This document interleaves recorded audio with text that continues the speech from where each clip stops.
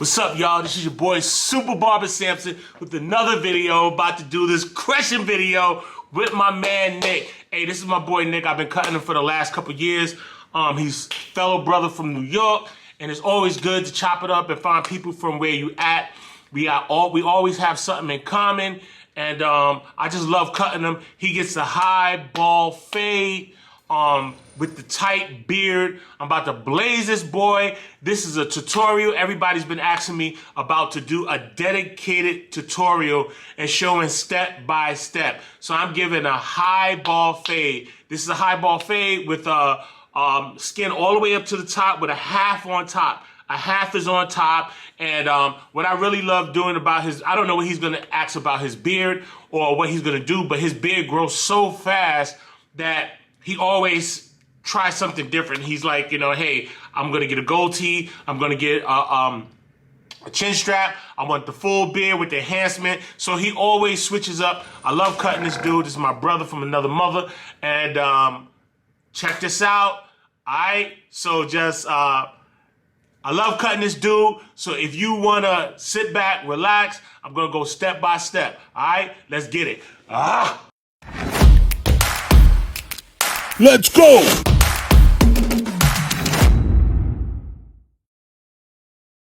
gonna like this. She gonna like this, right? Just try to put that shit down low. Paige the barber, how you doing? Good morning, sir. What up? What's up, first shift? You was almost second shift. What's up? It's your boy Super Barber Sampson again with another video. Hey, check this out. Yeah, I had to get into this video because everybody been talking about, hey, Sampson, do like a tutorial of just a simple haircut, and so I decided to do this tutorial because you know, it's just something not just good for the channel, but just kind of like I mentor a lot of young barbers, and the young barbers are always asking me for, you know, some type of information so they can use it for themselves. And something as simple as this, you know, if you see how, if you see what I'm doing now, like I'm just balding them out, but you notice I'm doing like, when I get right to the edge, I'm not coming to a complete stop. I'm kind of like rocking out slightly. That's been my method that I've been using for the past 30 years. And the reason I do that is because when I go for the next line or the next guideline, if there is a next guideline, usually with these haircuts, it's usually it's no guide. This is really no second or third guideline, because the top of his hair is going to be a half, and once it's a half, you know, all you got to do is just fade out the first guideline. Again, like I said on my last videos, I've been talking about this for a while. Simple haircuts that you still charge, and I think I got the half. I put a half, so on the ergos, I'm using the ergos, and I got it in the middle spot, which is like a half. And so the cool thing about, like I was telling you guys about how simple, I mean, this is very, very simple haircut. This is not a haircut that is going to be extravagant, that's going to be like, you know, like boom, like, you know, something that somebody never seen before, right? This is very, very classic school ABC 1, 2, 3 type haircut. This is not a hard haircut at all. What makes it a hard haircut is the lineup, the shape ups. That's what makes it not a hard haircut, but that's what makes it a tight haircut. That's what makes this haircut. And the fade got to be right. It's got to be tight. And so the reason I'm telling you guys this, because sometimes on the simple haircuts would actually take you to the next level as a barber, because that's where you get your training. Got my homegirl Steffi Cuts. She just walked in the building. And you know, if you notice, like most of the barbers that I work with, they're not just learning from me. I'm learning from them also, because you know, a lot of young barbers, you guys are creating new techniques. And just like I'm still creating new techniques. I'm figuring out better ways to do things. And I apply all of this into my little brain storage, you know, my file cabinet upstairs, you know. And what happens is, when I apply these things, like something as simple as, you know, I remember Angel the Barber was telling me, like, I was like, man, and this was like a couple years ago, like before enhancements became really, really a big thing. I was like, man, when I'm putting enhancements on, the biggest problem that I'm having is that, you know, once I spray it on, sometimes I can't get that little if that little spray line is on the skin versus actually on the hair, it messes up the whole line. And he said, oh, just spray a little alcohol on it and use the razor, and that'll clean it up. And something as simple as that, right, that was bugging me, he already knew the answer because he already experienced it. So that's what makes barbers great, because we start experiencing different methods and different techniques, and it helps us take it to the next level. And so now you see I got one notch up, and I'm basically blending it in. And you can see there's almost like no line now, because the next level is a half, is which his the top is. So, you know, I that with the guideline, I'm just kind of like blending that in. I'm going back and forth on the, you probably can't see me click it, but I have long fingers, so my fingers are, if you see, I just clicked it over, but you see, like, I'm clicking back and forth from the top, and from the top to the second notch. And then I picked up these are not my hitters. These are regular factory set, Babyliss FX. And so I use that to take out a lot of my hard lines, or the lines that look like it's not going to come out. So I kind of do some corner work, and to do the blending that I need to do to blend the hair. And so when I was telling you guys about how these simple haircuts work, the simple haircuts work simply by when you book them, the key is you want to build relationships, right? Because the majority of the people that pay me the most money for all of my haircuts are very simple haircuts. All of the hard haircuts, it seems like people want to give me a mess about. They want to talk about. They want a discount, you know. But usually the simple haircuts, man, like even the beard, like if somebody would want like a beard wash, or with the beard, I mean, that's relatively simple. It may not look simple after the end product is, after it's done, after the service is over with, but it is very simple. And most of these haircuts are simple, except for when you get to like a design, or if they have long hair, if their hair is much longer, if a layered cut is not as simple as doing something like this. So what I'm trying to get you guys to understand, like, this is a simple ball fade, right? And I don't even have to show you the end product, because the end product is so simple. Like, you know, like, when people see this, they're going to be like, yo, like, how'd you do this? They're not going to be asking, like, how'd you do this and how'd you do that, because it's so simple, right? And so this is where you, as a barber, this is how you build relationships with clients, right? So you giving them something that's so simple, but you giving them a service. I talked to you about this before in my last video about services. So when this client come in, even though he's my boy and even though we connected, and he's from New York, he's from Brooklyn, and just kicking it with him and just talking with him, when I give him a service, I'm not telling him, hey, what type of haircut you want. I'm asking him what type of service you want. That's what I'm asking him. What type of service you want.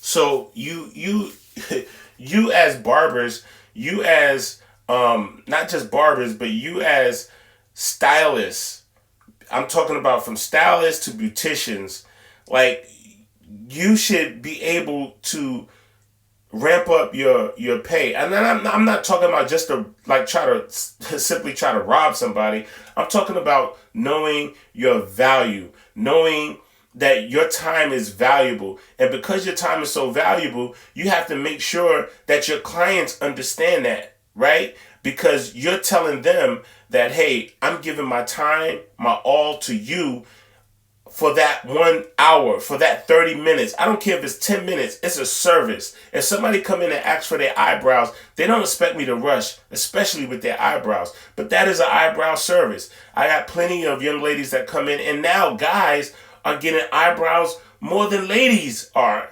right? So most of my clients now are saying, not most, but I would say 30 to 40% of my clients are saying, hey, can you hit the eyebrows also? So they want it cleaned out in between their two brows. They want the top shaved, or with the razor. They want like a slight lining.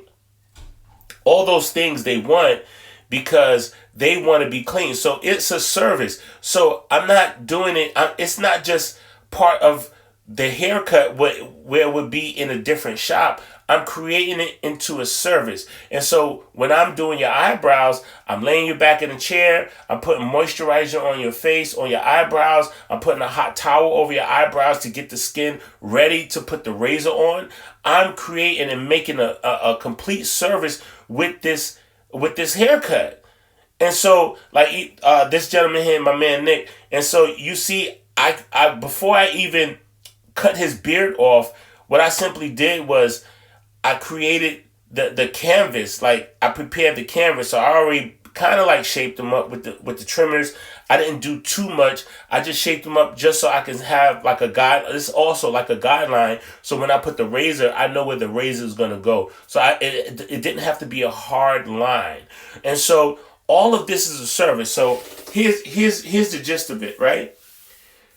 For so many years, when it comes to a bald fade or a fade or a haircut with a beard, right? Most times we add, now I don't know about you guys, but most barbershops, and I've been around for a long time, and I've been in barbershops from New York to LA. So most barbershops, they would just add an additional $5, right? Well, years ago, a beard wasn't a huge thing. So you would get a quick chin strap. Nobody would get the razor on it at all. And I'm talking about in the 90s when everybody got the goatee or the chin strap, nobody would get the razor on it, right? But now everybody wants that razor, that clean, sharp look with the razor.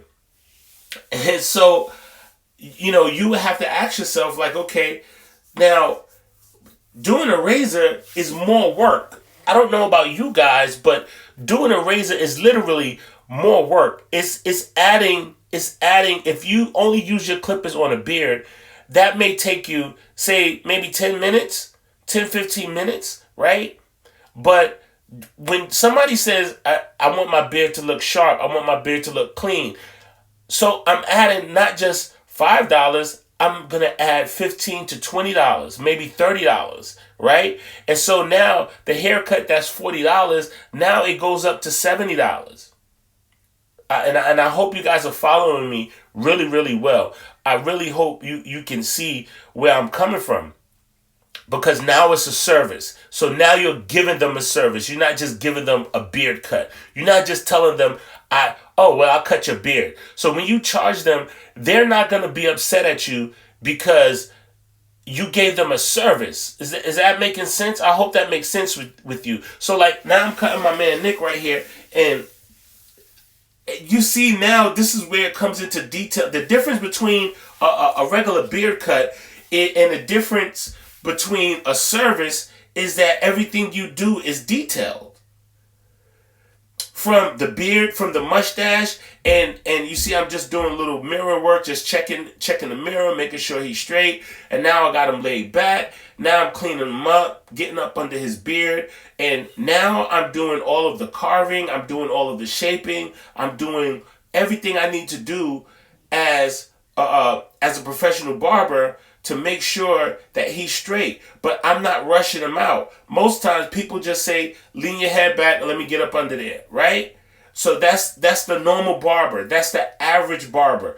You are not an average barber. You are a barber that are giving services to his clients, so his clients can not just appreciate you, but they can appreciate the price that you charge them, right? So like when I go get a new pair of shoes or a new pair of jacket, or a jacket or a new something new, right? Whether it's a jacket, clothing, a hat, like, so when I wear it, I appreciate it, right? I spend a little bit extra money, and whether and most likely it's something that's trending, something that everybody else is wearing, and so when I purchase that for myself to make myself feel good, right? And so because that makes me feel good, right? Now it may not look like it has any value than a hat that you get from the dollar store, right? But it is a difference. Like you can literally almost like feel the quality. The quality is different, right?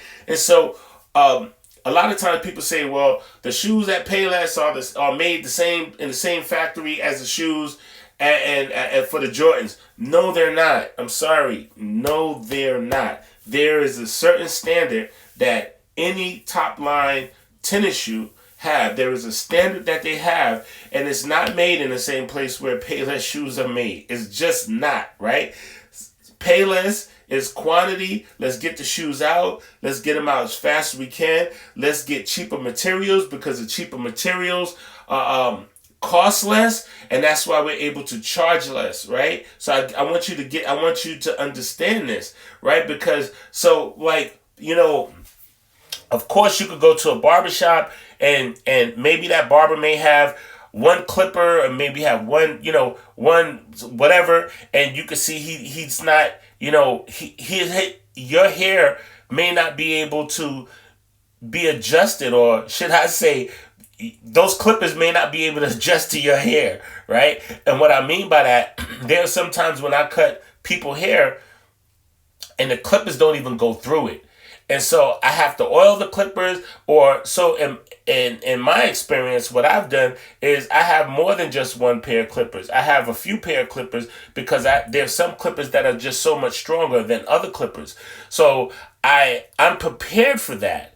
I'm prepared for that, to give that client the best service they could ever think of. And that's what changes the trajectory when it comes to who I am and who the average barber is. And so I try to get you guys to understand this, but that, take yourself out of the average barber category. Take yourself into the place where you are above average. You are better than that. You are better than just the average barber who wants to take less. Sure, you can work hard all you want, but I'm telling you, I worked hard all my life. I've cut 20, 30 heads in a day. Starting from early in the morning to late at night. I mean, that was my grind, right? And I worked hard and I paid dearly for it. Got bad knees, right? You see me sitting down, cutting hair, right? And then when I realized that it's okay for me to sit down, like not to be worried or embarrassed by what people are, how they're looking at me or what they're saying. I don't care about that, because the quality that gets out of my chair is better than most of the people that get out of chairs who are standing up on their feet, right? And then I feel like if I'm in a relaxed environment, like I can do a better job, right? And if my client feel relaxed, they get a better cut. And so this is just a little bit to show you that you can go to the next level whenever you want to. Whenever you want to. And what I want you to do right now is, while you're looking at this video, I'm polishing my man Nick up. I want you to hit that like button. I want you to hit that subscribe button. Hit that bell, right? And anytime, hit the top bell, so then that way you can get notifications every time I drop a video.